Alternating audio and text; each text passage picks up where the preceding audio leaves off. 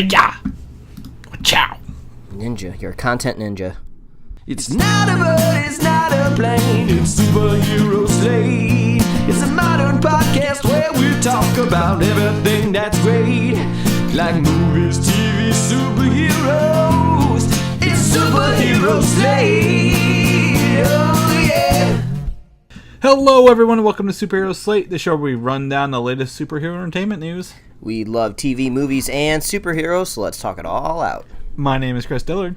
And my name's Mike Royer. And this week, Venom eats his way into our heart, or eats our heart out. He wants to eat us. He specifically mentions the pancreas, I believe. Yes, the pancreas. In good news, Mike, Iron Fist has a shorter episode order for Season 2. All right. I actually think this is a good thing, and we'll talk about it later. Star Wars 9 is under production. We are that much closer to wrapping up this trilogy and more. So, all right, there you go. We got another week of superhero news ready to locked and loaded. So I'm going to go ahead and just get this out of the way. I've got to open up this can that I forgot to do here. Just going to get this. Oh, man. Come on. We had lawnmower on your end last week. Now we got a impromptu can opening. So I don't drink a lot of Monster energy drinks, but they have these ones now called the Max, the MAXX. It's got two X's. That's how you know it's real. They're smaller cans, but I don't know. I just focus so much better with these drinks this week, I've noticed. So well, it's because caffeine is a drug, and it is. The more caffeine you have in your system, honestly, the better I feel at any given time. Oh, yeah. So not gonna knock that. This weekend, I have to say, I don't know if you are a big Dragon Ball fan or not, Mike, but I have been catching up on Dragon Ball Super. I don't know if you've watched any of that. Okay, Dragon Ball Super, they showed up to Comic-Con the other week. They had this giant, they wrapped a whole building with a ad for a Dragon Ball Super movie, I think that's coming out. Yeah, Broly, which is a winner or first of the year. So yeah, it'll be one of the first movies in, I want to say, since 2013, 2014. Didn't Broly already have a movie at some point in time? Back in the other era of Dragon Ball? Yeah, so in Dragon Ball Z, there are 13 movies, and 3 of them are Broly centered around this character. Man, they want to buff Saiyan front and center as much as possible. They do. Well, the thing is, in the Dragon Ball Z, all those movies are considered non-canon. They're just tangential stories, and they don't really happen. You can't place them in the universe anywhere. But this one actually brings Broly into the Dragon Ball universe, because these movies, the Dragon Ball Super movies, are in fact considered canon in the Dragon Ball verse. So, man, I've been out of it for too long. Yeah, there's probably, I want to say, 70 something episodes of this series, and the 5th and final season of Super is starting with American dubs in a couple weeks later this month. So, if you want to get in on that, Mike, it's I don't know if you ever watched it growing up, but it puts a smile on my face sometimes. I was addicted to Dragon Ball growing up, so trust me, I know all about it. But once kind of GT left, and I don't GT's really not know. Even in this. It's not even part I know. of this. So I don't know exactly the timeline, but I think once I finished watching GT, I may have actually graduated high school maybe around that time, or went off to college. So I think that was just a new chapter of my life, and there's just less anime from there on out. But yeah, trust me, I know. It's fun. It's been a good time, and I've been watching it in kind of conjunction with friend of the show Brian Smith, and we've been talking about it back and forth. And some of those callbacks to the older Z stuff will put a smile on your face. It's really, really fun. That's nice. That's sweet. Yeah, it is. And then we saw Christopher Robin this weekend. Oh, how was that, man? I want to see it. Is it? I just want a nice, emotional, fun, sweet time. Is that what it is? It maybe. It feels honestly like this is the most generic live-action adaptation sequel Disney movie I've watched in a very long time. Oh no! The whole premise, the start of the movie, what the I guess the catalyst that starts the journey in this movie is very unbelievable. Okay. But the characters, you said you watched Paddington and had a good time. I want to say the live action animation for the characters, Winnie the Pooh, Piglet, Tigger, Eeyore, fantastic. Like the voice actors are there; they look really, really cool. And I guess that's one thing you can always expect out of Disney is just a high level of craft when it comes to what you're visually seeing. Yeah, overall the story, I don't like it one bit. So I would not recommend this in theaters, Mike. I would recommend holding off, or if you're a movie pass, hold on to that movie pass. You might try to use it for that if you can get in a couple of weeks. So. If movie pass is even still a thing in a couple of weeks. They raised their prices $15 a month now. I think I was on record like the other week on the podcast saying that's something they probably should have done. And then I think you said there's no way they can do that, and they did. And it's just like, well, let's see if it ends up working out for them. Yeah. Well, you thought they wouldn't make it through the week, and I'm like, well, they'll find a way, and they may have another week in them. Well, can we call up Vegas and put some side bets on MoviePass? Yeah, we're probably not the only ones, that's for sure. But so yeah, that's what I did this weekend, Mike. It has been a whirlwind of like literally everything and nothing at the same time. So just want to throw that out there. What have you been doing? Anything good to top this episode off? This weekend, a few weeks ago on the podcast, I announced that I jumped headfirst back into video gaming, if you will, by getting a PS4 because I was out of the loop for a long time. I got Last of Us, which I didn't know for a while. It was actually a PS3 game, so the remastered version still looked really nice. So I finally beat the game, and man, it's just so beautiful. Such a great way to tell a story. The connection that you make with Ellie, your counterpart, just throughout the game is great. Like, there's actual character development just while you're like picking up ladders and moving stuff around. There's lots of moments that are technically optional that you don't have to do, but you just walk up to her, you hit triangle, maybe she's looking at like something on the wall that she hasn't experienced before. Since you're the older maternal figure, you kind of describe it to her. You go back and forth. It's really fun. It's really sweet. It had a really like tense ending.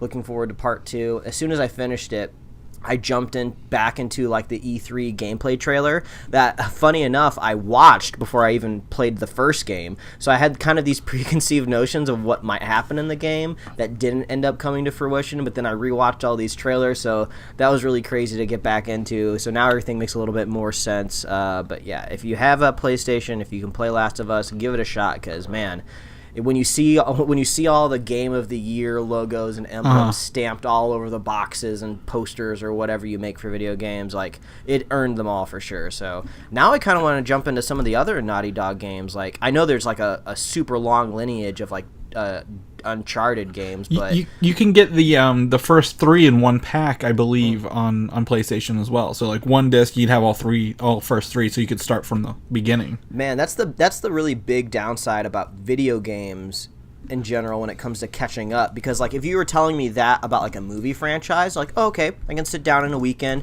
I can watch like all 4 or 5 of these movies, get caught up for the new release that's coming out. But with like a video game, it's just like, okay, I need to take the next 3 weeks off work. I want to beat this whole franchise, so don't know if that's gonna happen. But yeah, get on that Last of Us bandwagon. It's great. Okay, well, what now that you didn't buy a PlayStation just to play that one game? What is your next game that you know you want to play on there? Oh, Spider-Man for sure. Okay, just making sure, because we have some Spider-Man stuff to talk about later on that, and we'll. I felt like such an old man because I had to like get in touch with you and be like, okay, does anybody pre-order games anymore? Now, in this day and age, you can just digitally download them, right? And then I was trying to get into the minutia of like, do I buy ahead of time? Will it download the same night of? How long will it take to download? So I feel just like an old geezer trying to figure this stuff out now. There's a whole bunch of fun features that make it cool like that. Like, again, the digital preloading, so because you're not going to go to the GameStop at midnight, Mike, and pick up your Spider-Man. Oh God, no.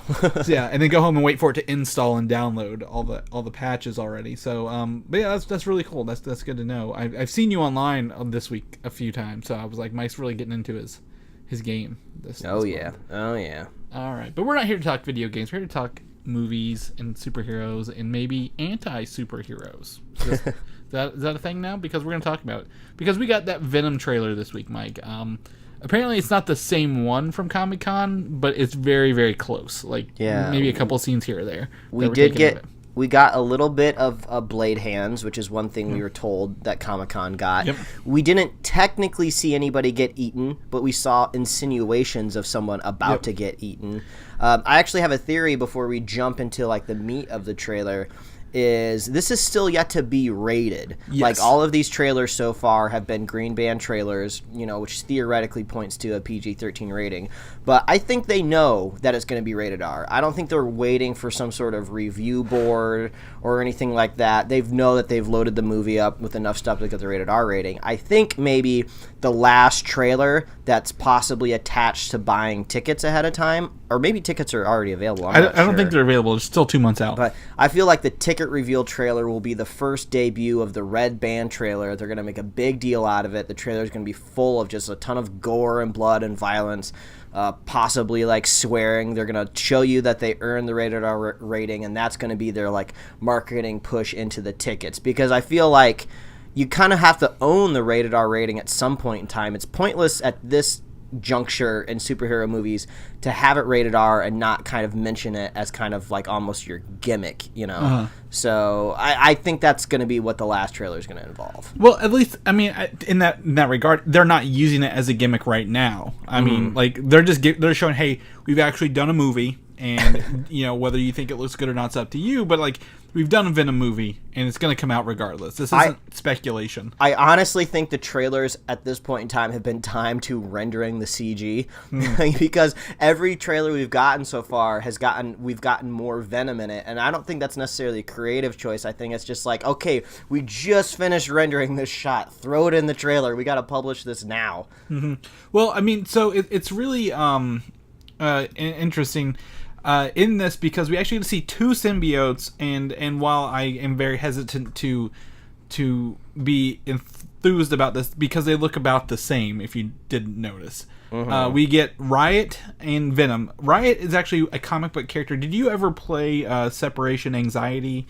Or that game was that was a Sega Genesis game, right? It's Sega Genesis, Super Nintendo era. Yeah, I remember it being very difficult, so I don't think I made it very far. But that was actually one of the few games of my past where I legit think we got it from box top collecting. So that holds a special memory in my heart. That at least the cover of the art, because me and my brother were not very good at it. So, but yes. So separation anxiety is essentially you have to deal with the children of Venom. Essentially, like splits off. It's not Carnage, but there's 5 other symbiotes out there. We get to see one of them. It looks like there's a lady who's a medic who shoots spikes out of her back in this, is one of them. I believe she may be Scream or Phage. But there is one black suit child called Riot in this, who looks almost like Venom, but he's got like a more menacing mouth and mask to him. So I think that is confirmed that that's who it is. So we are fighting Riot. I just hate that they chose the other black and white Venom or symbiote to fight against him, because I'm like, it's a little too close. Well, also it feels like a comic book origin trope at this point in time. You got the Ant-Man movie. You had the Hulk movie, where you're just kind of getting a more souped up or alternate color swap version of the character. I mean, it worked in Black Panther, but you almost didn't get that alternative swap until the very end of the movie. Right. So I'm not too sure if I'm excited about a bunch of goo fighting on the screen. It is going to be interesting to see how they use it, because again, previously it has not worked, but more recently, again with Black Panther, I felt the same way going, like, oh no, it's just another Black Panther suit versus a Black Panther suit battle, and it wasn't. So we're gonna play that by ear on this one. If they're holding their cards close to their vest, maybe, and if the rendering times are really what's pushing this, maybe this is just one glimpse of it. Maybe we're going to get all of these different symbiotes attacking in one giant, and then it would just be one grander goo fight, but at least there would be variations of the colors of goo. We would have a nice hue going on there. That could be possible. And they all have different powers, the 5 other symbiotes. Like one's kind of more, I guess Scream uses loud noises to do her attacks, stuff like that. So I don't know. We're gonna have to see. They don't give us a whole lot of full story action, but we do get to see a lot of, again, the blade hands. We get to see the full body look at Venom. Like it's not just close ups of the head anymore. We get to see the full body look. He does not have the white spider on his chest, but it does not bother me at all. I am not offended by this. It wouldn't make any sense at this point in time for him to have the spider because he has not encountered Spider-Man yet. But but does the look bother you that he doesn't have it? Because to me, I still think he looks pretty cool. No, like I basically, when I watch this trailer right now, I'm running this kind of constant pro-con list that gets updated every time I learn new information. The pro side of this is, man, Venom looks exactly how I wanted him to look. They nailed it. So whether or not this movie sucks at the end of the day, at least they made Venom look right. So if they have to salvage him in a future Spider-Man movie where maybe there's a more possibly competent filmmaker attached, I'm not saying the person making this movie isn't competent, we just don't know, but at least the look is salvageable. I love Venom's voice, which I don't know if it's like a pitched version. I don't know who's exactly voicing him. It is Tom Hardy. It is confirmed Tom Hardy is the voice of Venom in this as well. Well, they got some good sound engineers slowing down his voice, pitching it in certain directions. I love the voice. It's just this nice, deep, full, gravelly, menacing voice. So I'm really digging that. Weirdly enough, like, the dialogue in this trailer is so bizarre, but I love it because it's so just out of the ordinary. I mean, he says he's going to eat this guy's limbs, and he's going to be like a turd in the wind, rolling down the street, and it's just like, this is so weird, but I'm did he just it. say that? Yeah, exactly, and that's how the trailer like ends. It's like the button on it. It's just like, oh my god, if the whole movie's like this. Like, it could just be like a weird disaster, train wreck. Is the movie a turd in the wind, or is it not? That's what it's going to boil down to. I mean, that's going to be what everybody's hot take when the movie's over. Oh, it looks like it was a turd in the wind. But yeah, it's just so weird. So I guess when you look at it, it almost seems like cookie cutter, like, oh, I already know exactly what's going to happen in this movie. Tom Hardy, investigative journalism, he's going to get caught up in like this crazy science going on. He's going to get a little too close. Symbiote's going to get attached to him. He's going to go rogue. The people that own the IP of these symbiotes are going to come after him. They're going to get messed up by Venom. Then they're going to come back at him again, powered by symbiotes. Then ultimately, big goof fight. And then Tom Hardy wins, and then maybe he's a good guy, maybe he's a bad guy at the very end. So I feel like I already kind of know the trajectory of the movie. So if that's what it's going to be, at least make everything else in it very weird and at least new. Like, I've never heard turd in the wind in a movie before. So yeah, throw that weird stuff in there that might get you to the finish line for me, you know? Yeah, I mean, I'm totally on board. I think it's weird, and I'm okay with this. I don't know, but I mean, it's also Venom. He's an alien. He's just using kind of like, I guess, Brock's knowledge of words. He could just be, I don't know, like a. I have no explanation, but I love how kind of unhinged he kind of is as well. Like, he mentions eating people twice in this, especially the face and the pancreas on that one guy, which is taken from a comic series, by the way. The line is was used in a series in the 90s of Spider-Man. So that was actually from the comic book. So, yeah, other than that, I mean, I'm every time we see more Venom, I'm less apprehensive. I know there are worse movies on the docket out there. So I'm okay to see where this is. I mean, you feel better about it? Worse? In the middle? I feel like I'm approaching cautiously optimistic. Like, every time we get a little bit more nugget of the movie, like, okay, all right. But also, this is kind of like a superhero movie on an island. We're not getting another one until next year. I guess Marvel-wise, we will get Aquaman later. So it's just like, well, if you kind of want to be in association with Marvel, like the logo says at the beginning, this is all you're going to get. Yeah. Yeah, and Sony's doing it, and if it's good enough, they're probably going to try to make more movies, and we have another movie. It's not in production, and this is kind of just, I don't know, out there, but Kraven is getting a script penned by Richard Wenk, who just did the Equalizer 2 movie that just came out a couple weeks ago. This doesn't mean they're making a Kraven movie. I'm sure there are hundreds of or dozens of Marvel movies that have scripts being written by people. We just don't know about it because they're a lot quieter. So does this mean a Kraven movie's getting made? No, but it is on Sony's docket as something maybe they want to pursue down the road. Do you want to see Kraven the Hunter on his own movie? I don't know. I feel like Kraven the Hunter is a interesting human kind of villain, no real powers as far as I know, just kind of a really skilled hunter. I feel like he works well in conjunction with possibly other villains to play off of. There's no saying he couldn't be teamed up with somebody else, maybe like a Smythe type character. What if he isn't hunting Spider-Man, but what if he's hunting Venom in the next Venom movie? I mean that could bring in another character. It seems like the way moving forward with these superhero movies, you got to throw some other IP in there. You got to throw some another character, That's actually what they're doing a lot in the music industry nowadays. Like if you go on Spotify, like every famous singer or performer is collaborating with another one to kind of juice the popularity of it. So maybe that's how you juice Kraven. You have him hunt Venom. I like that idea. Yeah, I mean, also it would be like kind of an anti-hero versus a villain kind of thing again, and hopefully, not another symbiote versus symbiote thing. Because as much as we all want Carnage, I think just throwing Carnage in the second one doesn't. I don't know. We'll have to see if he earns it or not, if he's even in this one. But I think, Kraven would be an interesting start to that whole thing. But yeah, so there's a Kraven script being written right now. So we'll eventually see if this works or not. Probably not. But while we're in the Spider-Man universe, we're going to talk about the Spider-Man PS4 game, Mike. Yes. This has gone gold. Do you know what gold means in movie or the comic or the video game industry? Is it? I'm guessing it's similar to albums of music. Not quite. When you go gold in music, you've sold so many copies.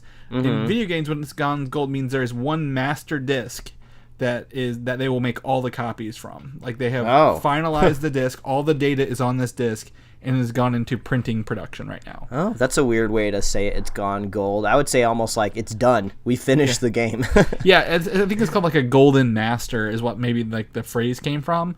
So it's gone gold. So, I mean, 9 out of 10 times they are printing the discs, of course. But I'm going digital on this one, Mike. Are you going digital? I think so. I mean, I bought this console with like a terabyte of hard drive space, and I'm sure I've not even used close to amount of it. How much space does a game like this fill, you think? I would say 30 gigs maximum, maybe, for that. So not a whole lot. I just hate changing discs out. Like, I don't want to get up and go change discs, so it's much easier to log into the PlayStation and just hit the app and go, I hate leaving my house, so yeah. Or this solves a lot of problems. Don't even have to go across the room. That's how lazy I am these days. Yeah. But I was reading some of this, so there's some stuff in this. I'm not going to go into some of the details, but there are multiple suits that you can get in the game. If you were to pick a alternate Spider-Man outfit that is not his regular, which one would you just go to default in your head? I think do the suits come with different abilities, or is it just skins? Well, that's what I'm going to tell you. So if you were to choose, if I was to go choose Spider-Man Noir, you would play as this character and then unlock his abilities after playing for it for a little bit. Mm-hmm. Then you have that ability unlocked for any suit. So you have to play as that suit for a little bit to unlock that suit's special abilities. But then it's available to any suit you wear going forward. Oh, that's cool. I think I would like to do the $20.99 suit. Oh, yeah. I would love to see what tech is involved with that. That'd be fun. Yeah, I mean, I said Noir. I probably don't want Noir. I would like to. We talked about the SPDR, the Japanese animated Spider-Man one. Yeah, would be pretty I forgot cool. about that one. That'd be crazy. Yeah, I would love to see how that one plays into this or what abilities it gets. So, I'm excited about extra spider abilities. I remember the N64 Spider-Man game quite a bit fondly, and you had different suits, and they would have different abilities, like unlimited webs and unlimited other stuff or different fighting styles. So, I'm really excited for this game, Mike. We're about a month away. I think it's next month. So, I'm really excited for Spider-Man PS4. If anyone else is getting it. Yeah, we got a lot of Spider-Man coming up. We got a video game, we got an animated movie, and then we got a live action movie coming up. They're really cranking that Peter Parker boy out. Yeah, he's probably going to be in Avengers 4 somewhere. So I mean, we've got they're milking this guy like he's a moneymaker. Mm-hmm. I was going to say, someone asked us the other day if we would do a video game stream when we got Spider-Man. I think I might do it, Mike. I think I might get on and let people watch me. If you can figure out how to tell me to do it. Yeah. Well, we'll either do yours or you'll do mine and just comment on my ability or lack thereof. Gotcha. So we'll make it work. I think it'll be fun. So we'll figure that out. But you mentioned a live-action Spider-Man movie, and this week, kind of without, I guess, announcements, Sony has unleashed the Spider-Man Far From Home logo, and it didn't look like they took a whole lot of time to make this, so I don't know why it took them so long to put it out here. It's really looks like the Homecoming, but with in the same font, just Far From Home with the O as the. But this is technically, I guess, a little bit of the launch of Spider-Man marketing, as light as it could be, and you rose like the biggest question a few weeks ago after we saw Infinity War of how do you market this movie that's supposed to come out like a month or so after Avengers 4 without showing your cards. Yeah, most people assume that Spider-Man's going to live. He didn't get dusted forever, but he did get dusted. Yeah, I mean, what do you do? How do you, like, this is just going to be a creative avenue to walk. What would be baller if somehow they find a way to cut these trailers without Spider-Man in it at all, and maybe they're just throwing you for a loop the whole time. Maybe you just see like Spider-Woman in the first trailer. Yeah. No Tom Holland. That would be crazy. People would be like, "What? Where'd Tom Holland go? This is nuts." I would give him mad props for that. Yeah. Well, as we know, Sony doesn't know how to cut a trailer to save their life sometimes. So we're going to have to be really, really optimistic on that one. But Far From Home is coming July 5th, 2019. We are less than a year away, 11 months away. I believe production's already started. I think Tom Holland was announcing like there's a chance that you can be in this movie kind of thing. And I think he had on his a Spider-Man suit from Homecoming, not the Iron Spider suit. Yeah, I think I saw that, like the OG suit. Would you be disappointed that the Iron Spider suit doesn't translate to his own movie? No, I think the Iron Spider suit needs to go. I think it's just more like a special infantry suit that you put on for like big battles, but it would be too weird seeing the Iron Spider like going around New York trying to stop people from like stealing bicycles and stuff. It'd be way too overpowered, I think. Yeah. And it'd be like an Iron Man suit in the last 3 movies he's been in. Like, yeah, I've got this suit here and it just does exactly what I need it to do.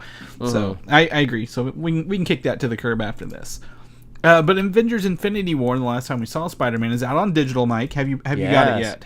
Oh, man, I am just chomping at the bit to get it. I'm just waiting for some free time to watch it because a friend of the show, Quentin Parker, said that the director's commentary on this film is top-notch. So I really want to make sure I have time to sit down and really engage with it and hear all the thoughtful things. I usually don't listen to director commentary. I just kind of like to rewatch the movie. But the last time I remember watching commentary was for the original Avengers, and Joss Whedon kind of dropping knowledge of talking about like how he used cameras on certain shots and stuff. And I was like, oh man, it's so cool. So yeah, I think that's the main reason why I want to watch it. And it's also, I mean, 10 years of this building to this movie, you know, of all, like, how do you pull together all these stories that they didn't write and make it work into one movie? And I would love to be there and watch this. I'm waiting on my disc yet, so I haven't bought the digital, but I know there are over 2.5 hours of special features on top of the commentary, including directors' roundtables with all like the Marvel directors talking about, you know, the process for this stuff.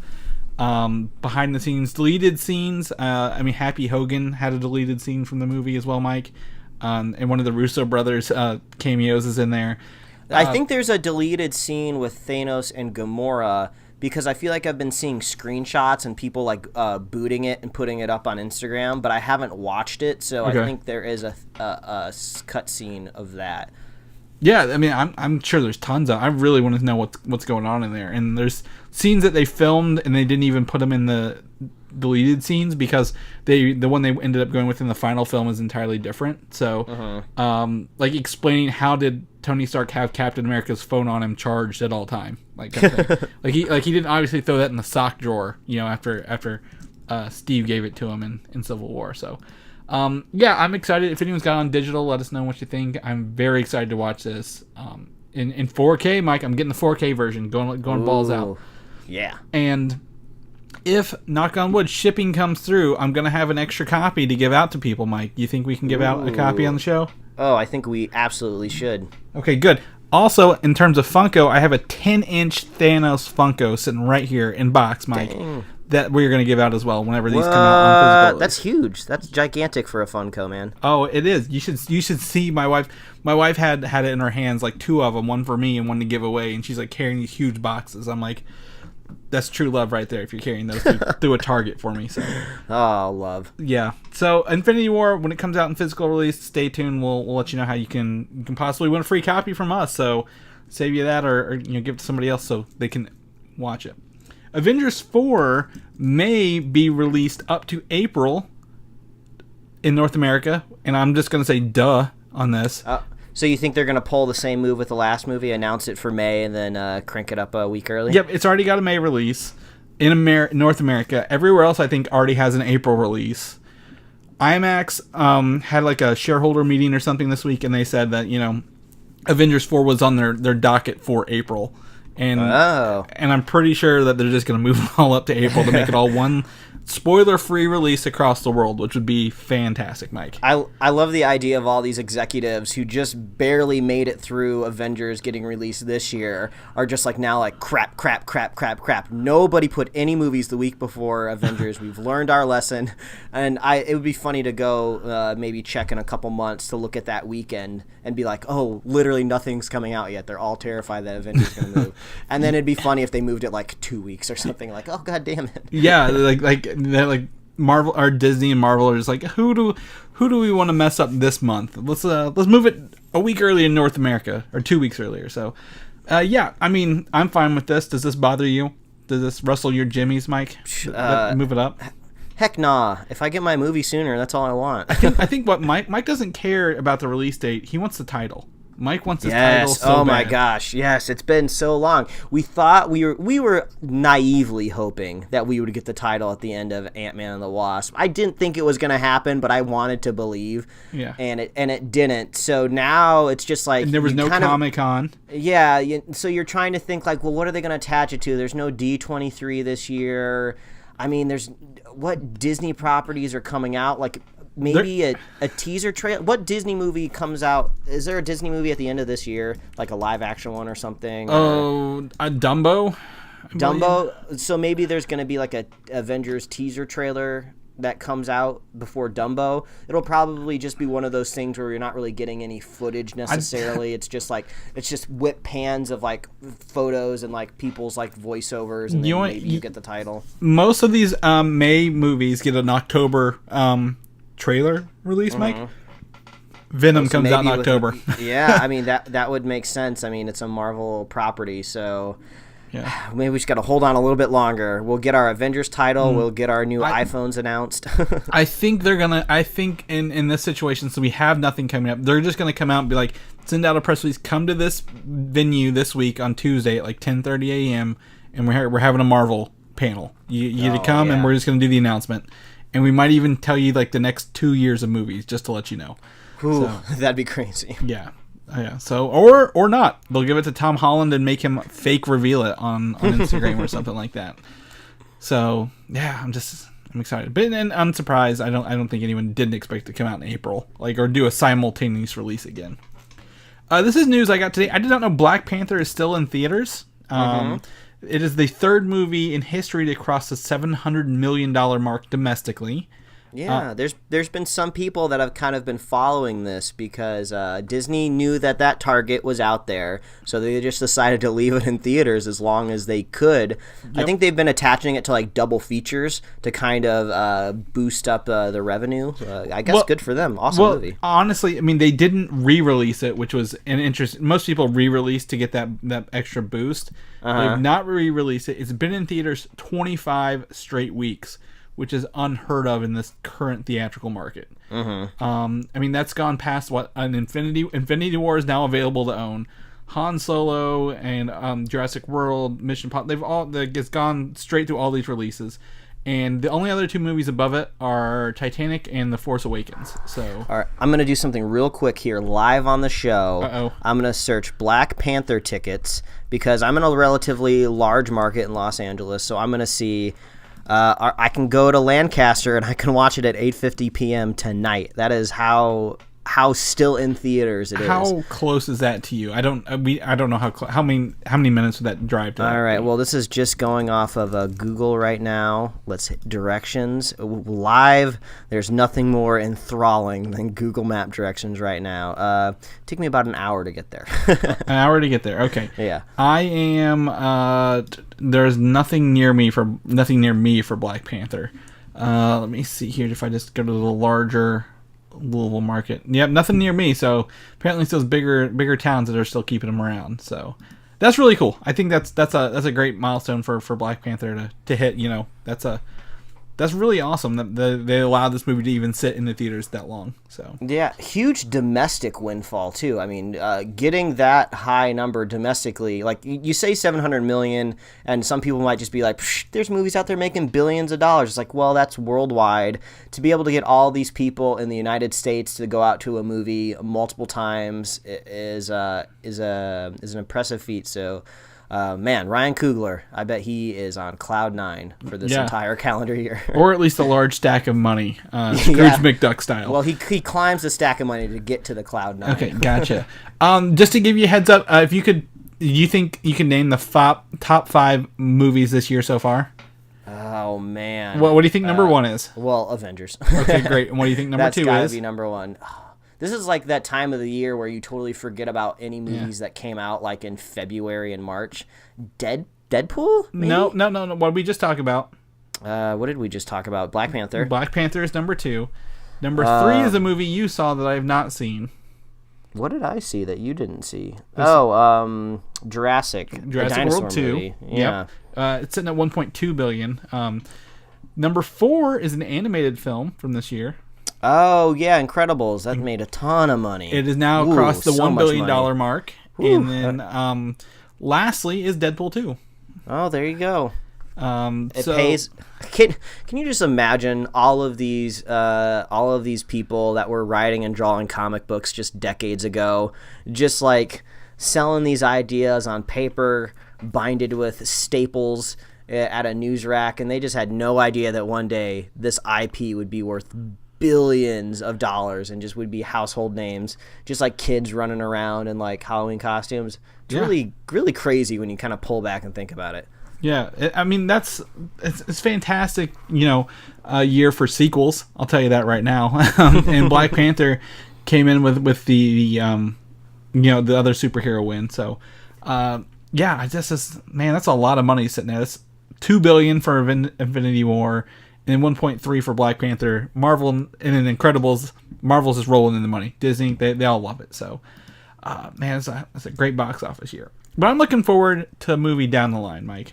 After watching Infinity War, Doctor Strange was one of the standout characters in this movie, by far. Oh, yeah, he is OP. He is so sick in that movie. I love it. He put Thanos on the ropes. There's only one time in this movie where Thanos looks terrified, and that's when Doctor Strange grabs his hand with the grips of the iron ropes of Sidorak or whatever, and he can't close his fist.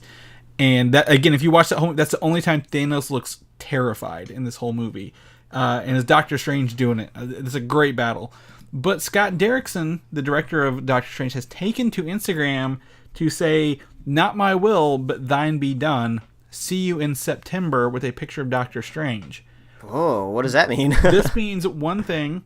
This is either a September announcement for Marvel movies, which would make sense, because they'd have a trailer for Avengers 4 at that time probably. But also maybe an announcement that Doctor Strange sequel is coming, or may even start production in September if they really want to. Oh, maybe. This would be literally impossible. It wouldn't happen, at least at this point in time, but I'm just hoping maybe Marvel at some point will be able to pull like a Beyonce or Jay-Z and just drop an album like out of nowhere. Just like, hey, guess what? September, Doctor Strange movie. We were making it in secret. None of y'all knew. You wonder where Benedict Cumberbatch was. You thought he was voicing the Grinch in that movie. But while he wasn't doing that, he was filming more Doctor Strange. We flabbergasted all of you. That would be crazy. This isn't Netflix, Mike. This isn't Netflix. You can't just do it to us. Yeah, I don't know if that's possible, but that would be exciting. Can you imagine? Oh, we could just be like one day living in a world without a Doctor Strange movie, then the next day one exists. Yeah. Like magic. Like magic. There you go. That's the whole marketing play right there. Yeah. Oh, Lord. But anyway, would you... This is a dumb question. I want to see Doctor Strange 2. I want to see where he goes. You want to see, at the end of the first one, no more sorcerers, right? So I want to know more about Doctor Strange 2. And after his huge, battle in Infinity War, I got to see more. I just got to see more. And Doctor Strange, his first movie, he was basically like a freshman. He didn't really know what he was doing. He was just fumbling his way kind of through the movie. And now he is like the Sorcerer Supreme, like taking on like the number one baddie in the whole freaking universe, Thanos. So guys, I want to see him kick some butt. He had, 4 No, he had 4 of the 6 Soul Stones, and he still was able to put some fear in the Mad Titan's face. So that is really exciting. Also, this is going to throw a wrench in probably Marvel's plans, but we talked about it before with James Gunn being fired by Disney. Guardians of the Galaxy Volume 3 his script was done. Some people are anticipating another script rewrite, hiring a different director. Maybe James Gunn will be hired back. We don't know.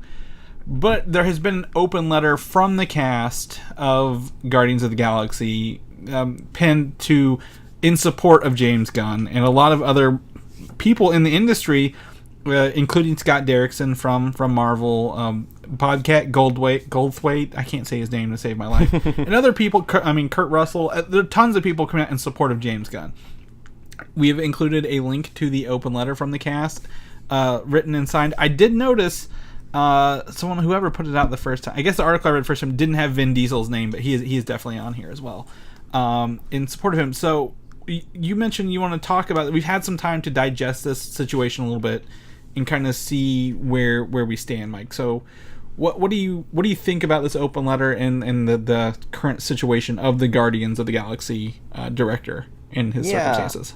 I wanted to bring it up because we've only had a time to talk about it on the show once, and that was right after the news came out. So like the same day almost. Yeah, so we didn't necessarily want to not rush to judge. I think we both agreed that the jokes that he made were just not funny and kind of gross. But we didn't really know what we felt like from a creative point of view. And the biggest thing that I was waiting for was a lot of these jokes had kind of children involved and kind of things like that. So I was just kind of holding my breath, waiting to see if anybody or any person was going to come forward, so I needed to know if these were just jokes or if maybe they were veiling some sort of sinister activity. So that's what I was waiting for. It's been a couple weeks. A lot of people have come to his support. I haven't heard anything of any actual harm that's been done to a person come forward. So I feel like now I can kind of safely support James Gunn, and hopefully he'll be able to come back to the Guardians movie. They were just really bad jokes that he made that he thought were funny. Even I saw that Patton Oswalt, he came out and he said I used to tell a really bad, distasteful joke back in the 90s in my stand-up career that I don't tell anymore. It was a really bad joke, but everybody loves Patton Oswalt. He's a stand-up guy and he's great. So I think that's just what it's like being a comedian. I think I said that before when we talked about it on the show. If he said all of this stuff behind a microphone on a stage, you could say, it's not your stuff and you don't think it's funny, but it's almost like he's socially protected because he's doing it in a stand-up setting. But since it was on Twitter, it was kind of public. So what I would like to see happen is I don't think Disney can take back their decision right now. I think what'll happen is maybe they'll wait a couple months, maybe wait until the next calendar year, or financially maybe they'll wait for a quarter to go by or something, and they'll just say oh, James Gunn is actually coming back. Some crazy people that whipped up this frenzy to get him fired will be crazy and mad for a couple of days, and then that'll die back down, and then we'll be kind of right back on track with our next Guardians movie, and then it'll make a ton of money because everybody loves Chris Pratt and Marvel and everybody that's in the film. So I think the world will set itself right again. I think we just have to give it a little bit of time. So that's kind of where I'm at right now. Well, it came at a very awkward time in Disney's world. They are in the middle of acquiring 20th Century Fox when this happened, and they had to, I guess, maybe make the stakeholders in Fox feel okay with Disney. I'm doing such a thing.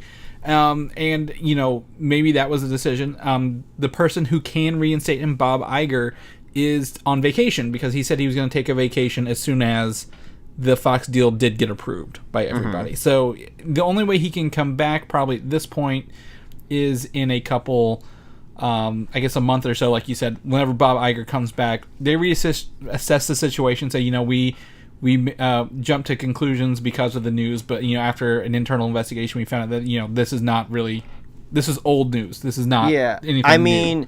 I mean, maybe something with more substantial evidence. Chris Hardwick, he is coming back to doing his talking shows on AMC, and people can have varying opinions about Chris Hardwick, but that is what happened with him. Is they did an internal investigation and they brought him back. So who knows what that means? My opinion is even more rough about him, so I don't. Sometimes sometimes he just kind of annoys me personally, so I don't know if that's really helping him on my side of things. But so there's lots of weird stuff going out there in the world. But honestly, everybody has super short attention spans. So I think Gunn's innocent, and I think he should come back. Yeah, I mean, it's not that he's innocent. It's more like, again, in this letter from the Guardians of the Galaxy, the movies are about redemption.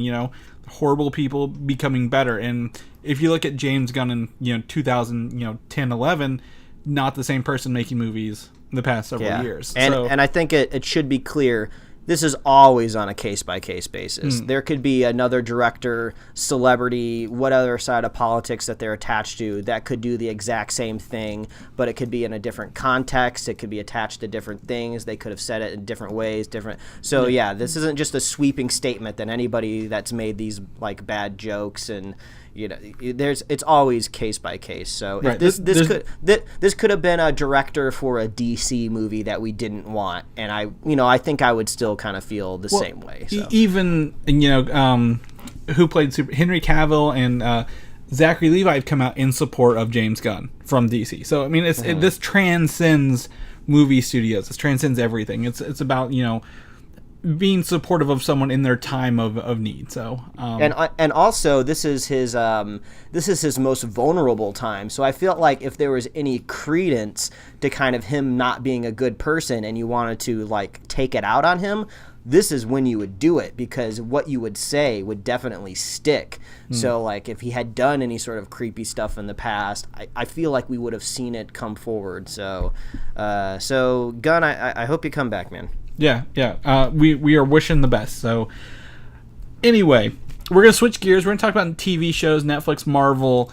Iron Fist has been confirmed to have 10 episodes in season 2. Good something news. we have something we have longed for Marvel to on Netflix to adjust to, because 13 episodes is such a slog, man. I mean, they're always downer episodes, and you get that dip around episode like 9, 10, 11. Like, we really need to crank this show back up. And every show has, even the first season of Daredevil has that a little bit. Yeah, and so by giving us the titles for Iron Fist season 2, they've confirmed that there are in fact 10 episodes. And we have the list of titles here, and while they don't give anything away, Mike, I do have to point out that every title comes from a comic book title. They are named each from a comic book.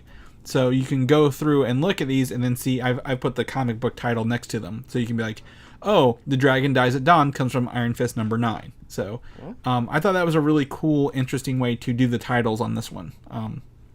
Because I wouldn't do any other gimmick to do it. I mean, would you?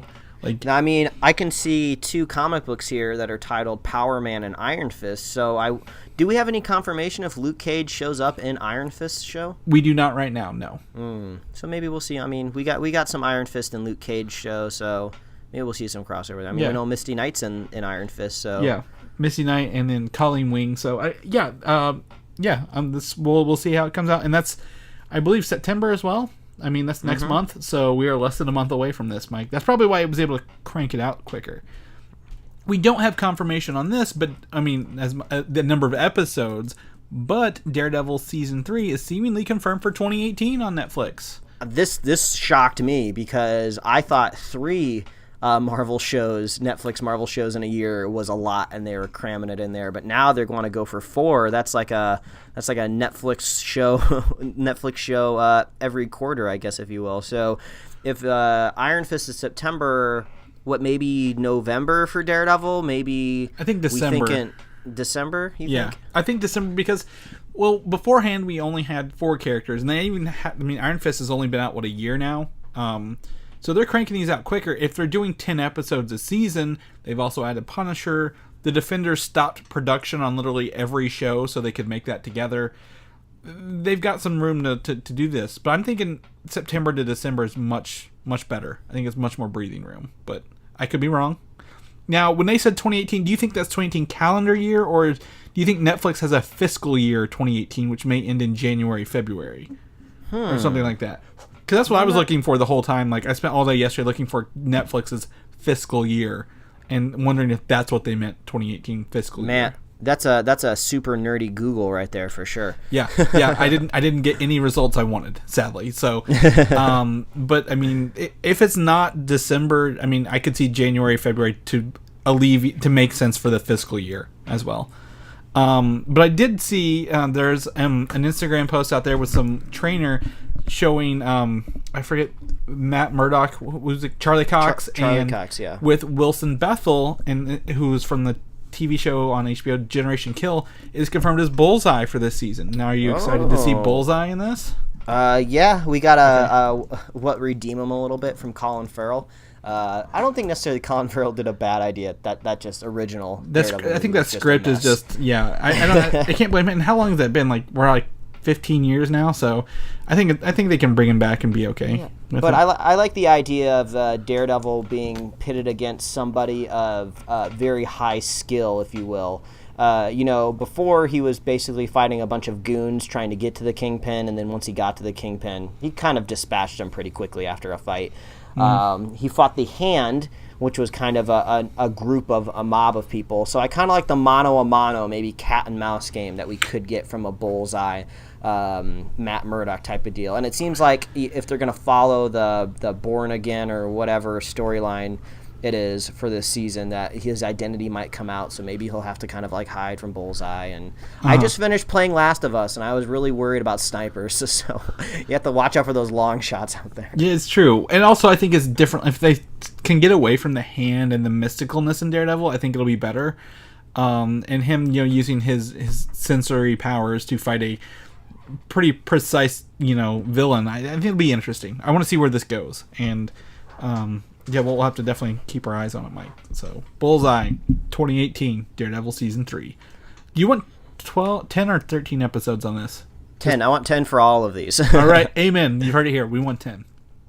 You've not watched The Runaways yet, Mike. I know. Not yet. I know. But Season 2 is apparently debuting this winter. So, I don't remember. Season 1 was maybe late last year. I remember living in my current house when it came out. So, it's a little over a year, but that's fine. I'm excited to see this. It debuted on Hulu, so I think it's going to be on Hulu again. Yeah. It's showing up on, Freeform now? If it's called Freeform anymore? I don't even know what the network's called. Yeah, it is Freeform. It's ABC's Freeform. Cloak and Dagger just wrapped up. I have those bundled up to watch, and then they started putting Runaways on there, too, in that time slot. Well, I've been seeing some nerdy celebrities that I follow out there on Twitter tweet about kind of both of those shows, saying that they are really digging Cloak and Dagger and the Runaways. And, when you have an organization like Marvel collage both of those shows in one image and tweet it out, you just instantly start thinking about the crossovers that are available, which makes sense why you would put them on Freeform to get the audience familiarized with them. So I think a crossover is not necessarily inevitable. I don't want to put all my money down on it, but if you have like the CW over there crossing over every superhero they've ever made very casually and easily, I think you can do that with the Runaways and Cloak and Dagger. Yeah, I mean, I think so as well. And I want you to watch Runaways when you get a chance, Mike, just to get your feedback on it. But me and my wife, we caught it every week when it came out. We were really excited. So I'm excited to see where they go with this next season and kind of where that is. And I don't know, it was just a good show. So I'd recommend it if you can, Mike. I'm excited for season 2. Dark Phoenix and New Mutants. I about mixed those up real quick there. Are apparently on plan for release next year, according to those IMAX reports. I saw this, and this came out maybe, I think I want to say early in the week last week, and I was like, man, this really throws a crowbar into the bicycle that was our last week's podcast, where we just speculated if these movies would even come out. So I guess IMAX was just like, nope, they're still coming out, so all of your possibly interesting ideas of folding these movies away or maybe absurd ideas of turning them into Cloverfield movies are bunk. We are still making them. Again, at best, I'm going to hold on to my hopes that they just end Dark Phoenix with the beginning of the X-Men movie and make it all one little bow. Mm-hmm. But IMAX may also not know, that may be the data that IMAX had at the time when they put these presentations together. and they may be operating on old information. So there's still ideas they could do it, but if we're to go by our latest information from IMAX, we have to, brace for the worst, and just plan on them coming out next year. Cloverfield monster. That's how you end these movie series and these actors. You just have a big Cloverfield monster coming and just eat them. Did you see? There you go. There's a movie, I think it's called, or a short film or something called, like, I think it was like Megan or Karen or something like that. Like a fan film that tries to bridge Cloverfield with 10 Cloverfield Lane that just came out this week. I haven't. Is the Cloverfield Paradox involved at all? No, it was only the first two because they've been working on it quite a bit. Okay. It's professionally looking like. Oh, cool. I haven't heard of it.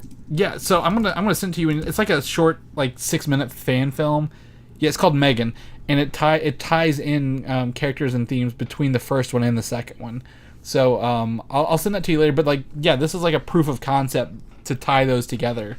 And I think a movie to tie everything together would be pretty interesting. So it's all a simulation. It's just Elon Musk playing some sort of PC game.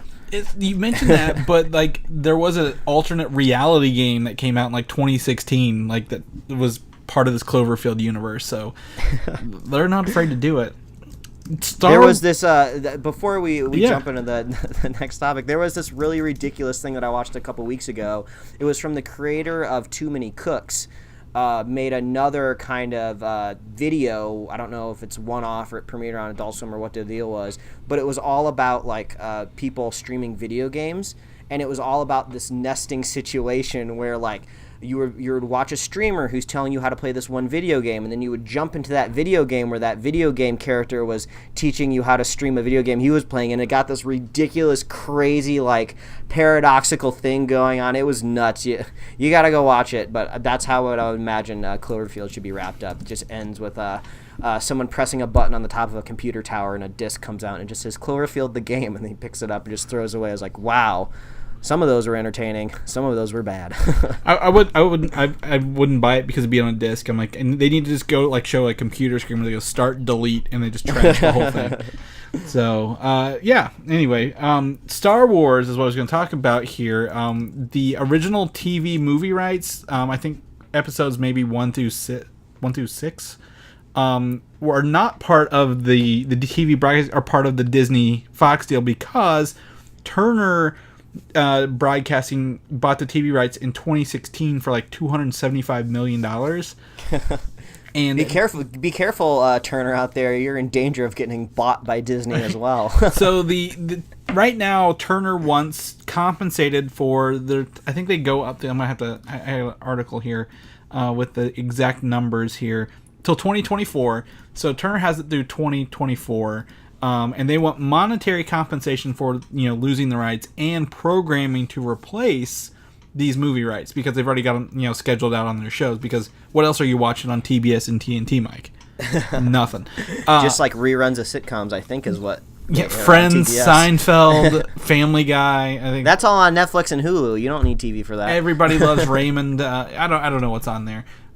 So right now talks are at a standstill. They could technically buy the rights back, but there is some pushback from Turner because again they want to be able to still put stuff on there. So we don't know where this is going to go, but it's one of those hiccups Disney's going to have to work through to get everything for the streaming service in 2019 maybe, or at least it is pretty humorous that they spend billions of dollars to buy this whole studio that owns kind of the distribution rights for some of those original Star Wars IP. And then as soon as I do, this little cable network's just nuh-uh, we bought the airing rights, you can't stream them. So it's just so funny that sometimes all the money in the world can't fix your problems right away. Yeah, I don't know the deals, but it sounds like Turner only has them for physical broadcasting, so Disney couldn't go to the Disney Channel and put on Star Wars all they want or any of their networks. But I think streaming's still fine. But we're gonna have to see how this plays off. But if it's on the streaming service, who cares if it's on TV? Let Turner have them. We're signing up for that streaming service, Mike. That's right. They got our money. Did you sign up for the DC one yet at all? No, not yet. I'm really battling right now to figure out when's the best time to sign up. I don't know if I just want to do like probably they're going to do like a month trial. Maybe I'll get along with that. I'm kind of really teeter-tottering on that Titans trailer right now. That's really what's doing it for me. Well, don't know if I'm really into it. So they did announce that the original Teen Titans from 2003 will be on the streaming service. Yeah, I saw that, and then there was some rumors that maybe the show could be coming back. So I guess you gotta bring it back first before you can reboot it or you didn't watch Teen Titans Go yet, did you? To the no, movies? I hear there's kind of something that kind of hints to that. I don't know what it is. Yeah, I can't explain it either because I don't watch either of the shows. But I had such a great time with the movie, it really didn't matter. But for $75 right now, I don't know when this is going to end. You can get 15 months of DC Universe, including all those shows and stuff. So we talked about Batman the Animated Series last month. How much is that going to cost you compared to 3 months or 15 months of DC Universe? So yeah, I don't know. It's just out there. Just throwing that out there. Star Wars Episode 9 has started production, and J.J. Abrams, I did not know, was not on Twitter. So apparently he has joined Twitter to announce the production for the show or for the movie. And what is interesting about this is his camera has both the numbers 7 and 9 on it. For maybe this is the same cameras they used for Episode 7 and Episode 9. Maybe. Or maybe he's just kind of like throwing his weight around like, yeah, that's right. I made 2 Star Wars movies. Look at me go. Look at me now, Mom. Yeah, right? So he's got 7 and 9 on the camera. In the back, you can see Chewbacca, Finn, and Rey. All sitting there. So did you scroll down and see the number 1 reply to the tweet? Is it the Han Solo one from Rian Johnson? It's Rian Johnson himself saying kind of. I feel like he's insinuating good luck. Yeah. I mean, that's all you can do. I mean, Rian Johnson's got his own Star Wars deal that he's working on. So like, hey, go Abrams, go make your Star Wars movie. So it also looks like if you just look there, Finn has taller or longer hair than usual. Compared to like his closer haircut. Can we get some high top fades in the Star Wars canon? That'd be pretty fun. If you need them, we'll find them for you. It's modern era. So yeah. So there it goes. I didn't know he wasn't on Twitter. That's his one tweet. J.J. Abrams on Twitter, and he has 61,000 followers already. I have like maybe 60. So we'll see how this plays off. Star Trek, and surprising news this weekend. Patrick Stewart will return to the Star Trek universe as Captain Jean-Luc Picard in a new Star Trek series that he stars in on CBS All Access. Yeah, this was a weird announcement just because we've said on the show before that we would never describe ourselves as Trekkies. We don't really have a lot of emotional investment into the Star Trek intellectual property. We've enjoyed the movies, the recent movies. We've kind of had fun with those. Wrath of Khan's pretty good. Yeah, I went back and watched that. Yeah, I've seen that too. So when this announcement was made, it was weird, kind of understanding and being able to commiserate with the amount of hype, but having no investment in it at all. Like, I could totally imagine how whipped up in a frenzy all of those fans in the audience got, and just how Twitter just reacted, and just like a crazy amount of hype and uproar, because not only are they bringing them back in like a new series, it's going to be on CBS All Access, which means it's going to be premium and high quality. It's not just going to be some sort of schlock that they put out there. So I guess this is good news for Trekkies and Next Gen fans. Yeah, so I mean, to me, it's hard. Like, I grew up watching, like, on my little rabbit ear TV in my room, the Next Generation was on the local channels every day. Like, that's like one of the 3 channels I could get. So I didn't watch it, I didn't get it, but like this show started the year we were born, like 87, Mike. Unless you're not an 87, and I don't remember. No, I'm an 87. That's okay, right. Yeah, so this show has been around since we've been born, to 87 to 94, and they're revisiting. This isn't a remake. This is a continuation of Picard's story in a brand new show. Yeah. And Patrick Stewart is not a young guy. He didn't look young back then, but he's he's not getting any younger now. So yeah, and I saw one little clip of him on stage talking about it, and he basically said, "Hey, we don't have anything yet. We haven't really written anything. We're just kind of throwing around ideas." But he said he just reassured the crowd that they have the utmost respect for the material, and they're going to make sure what they put out there is just like great and fabulous and something new and exciting. So, man, Patrick Stewart is just awesome. Professor Xavier is really branching out, isn't he? Yeah. I mean, well, since they killed him off last time, he's got to do something. But I mean, that's really. I mean, I can't imagine again being in that fan series, but like, I know what it's like to bring back a show you cared about with the Clone Wars announcement, at Comic-Con. So I definitely feel the excitement and the wonder there, and maybe it's time to get in on Star Trek, Mike. I don't know. I don't have that kind of time though, but maybe. Another look from Wonder Woman 84 comes from Pedro Pascal and Patty Jenkins. It shows Pedro Pascal in one of those little TV monitors, and we don't know who his character is, but he has what's a power suit, power hair, and a I don't know. The look on his face is I don't know.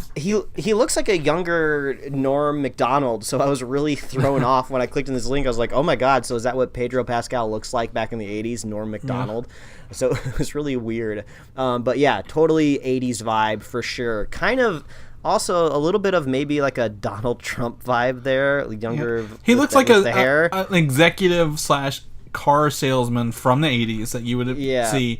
He's got the tie and the pocket, little cloth there to match it, the bright blue suit, that tan interior all over. Villain vibe for sure. I don't look at this guy and think friendly. Yeah. So I don't know what's going on, why it's on one of the TV monitors. If you zoom in on it, like someone did like a crop that you can see the TV lines on the screen in front of his face. So like this is an old tube TV they're showing it through. But yeah, and if you're curious who are we talking about, who's Pedro Pascal, for me he was kind of the only shining light in the sequel to Kingsman. He was one of the statesmen with the whip. He normally has a mustache. He was in Game of Thrones. He had his eyes gouged out by thumbs, I believe. Mm-hmm. Yes. He's also again in Kingsman. He's been in a couple other things. I can't think about top head, but I mean this is him without the mustache, and he now has blonde hair. So. Yeah, I dug him in Kingsman, so he's definitely a high-quality performer. So, man, Wonder Woman 84, this is going to be a fun movie. Yeah, it is. I like the aesthetic. I love the aesthetic of this. Like, they're going full in on that 84. So, we'll see that. And lastly, a Terminator image I want to talk to you about. So, the new Terminator movie is filming. We had our first official look. Linda Hamilton is returning as Sarah Connor. I don't think she's been Sarah Connor since Terminator 2. I don't think she acts normally either, so like this is our return to acting, and she looks like a badass on the right. Yeah, she is like a bleach blonde, like short haircut. She is decked out in grenades, shotgun, revolver. Is that a rocket launcher or a blueprint tube? I don't. It looks like a blueprint tube, so maybe they got schematics to something. The two women to her right, I have no idea who they are, but I actually didn't realize this until I've seen this image earlier this week. It's the first time I kind of zoomed in.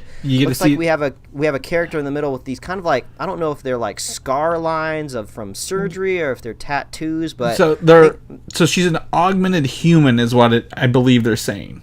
Okay. So she's not quite, she may be a Terminator that has added new skin, or she's a human that has highly augmented. She's carrying a rebar, like a 4-foot-long rebar that she's obviously going to be smacking some people around with. Mm-hmm.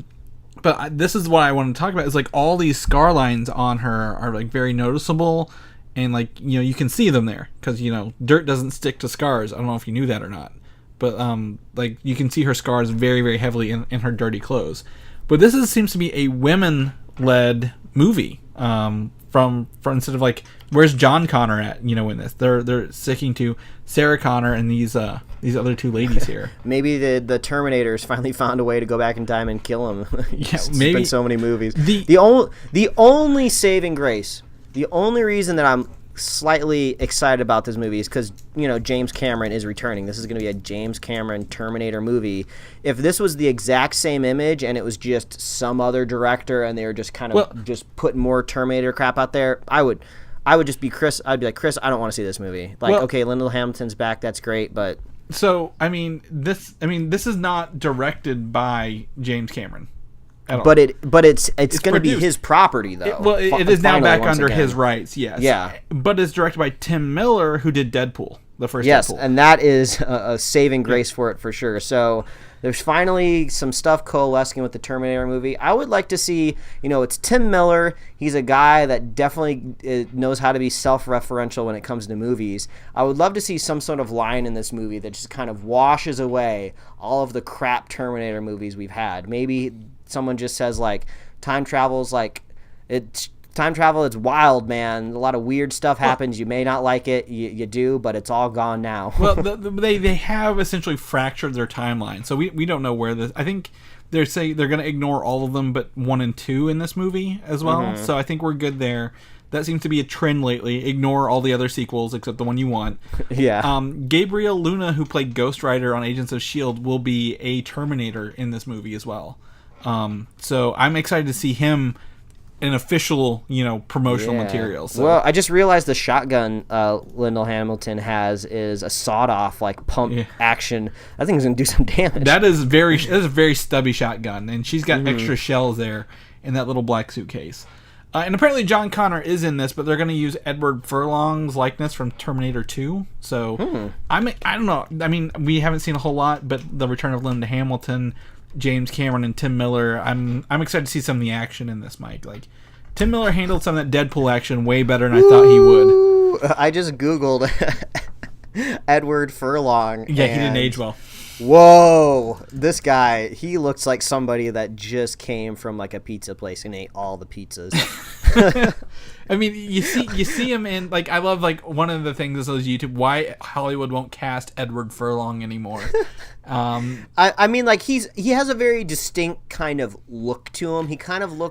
He looks a little bit like he has the same face shape as, like, the older brother from Stranger Things that's also going to be in the New Mutants. So he's got a little bit of that vibe there going to him. But, like, you can't bloat up and also make that whole aesthetic work. Who plays Daryl in The Walking Dead? What is that? Oh, yeah, Norman Reedus. He looks like, no offense here, an asylum version of Norman Reedus. Like, oh no, you can offend all you want, but it's like, I mean, I don't want to offend Edward Furlong. He's listening to our show right now, but I mean, he I don't know, he looks like a cheap version of Norman Reedus, like someone who doesn't take care of himself. So, but yeah, I don't know. I just wanted to share this image because I thought that was cool to see that you put the image of Edward Furlong in here. Thank you. It's in our show notes now, so you can go see what Mike's looking at. Yeah, you see a nice little side by side there. Yeah. Oh Lord. Anyway, that's our news for this week, Mike. Do you have anything else you want to add in here? Because we have ended on quite the note. I'm kind of shook right now, but okay. You can find me at Mike Royer Design on Instagram and Twitter, and you can read my webcomics at pickledcomics.com. Chris, if people want to keep up with you, see what you're doing, where can they find you? I'm going to put a picture of my pop wall on Instagram later today, Mike, so you can go check that out on Instagram and Twitter. Volan on Twitter, Volan87 on Instagram, I believe. You can also head over to Comic UI and see more of that. Mike, if people want to listen to more of Superhero Slate, maybe some of our older episodes to see how wrong we have been over the past 4 years, or some of our review episodes, where can people find those at? Well, they can find that at superheroslate.com, and that's where you can find our awesome show notes. So if you want to see that Edward Furlong picture that you're dying to see. I don't know if you want to, but yeah, you're going to have to scroll to the bottom of our show notes, and you got that link. And if you want to check out where all the avenues we host our show, you can get that on YouTube, Apple Podcasts, Google Play Music, SoundCloud, TuneIn, Stitcher, iHeartRadio. We all over the place. You can like us on Facebook, follow us on Twitter and Instagram. Man, I can't stop thinking about Edward Furlong. If you're a fan of the show and you want to let us know, if you're digging it, reach out to us. Twitter, Instagram, email. We love hearing from you. I don't know how many people listen to the show. I love the people who interact with us pretty regularly. Listener, the super fan, Jacob Henshaw on Twitter, and he comments several times on our videos, calling us out on shit, and having a good time with us. So thank you, Jacob, for doing that. Really appreciate it. So yeah, we're digging it. So if you're a super fan of the show, if you want to be considered a super fan, if you want to get that endorsement on the back of your driver's license, I got a new one. All you gotta do is share the show with a friend, share the show with a buddy, and we will be here every week. That's right, including next week. So we'll see you then, folks. All right, adios. Thanks for listening, and don't forget to subscribe. You didn't say the magic word.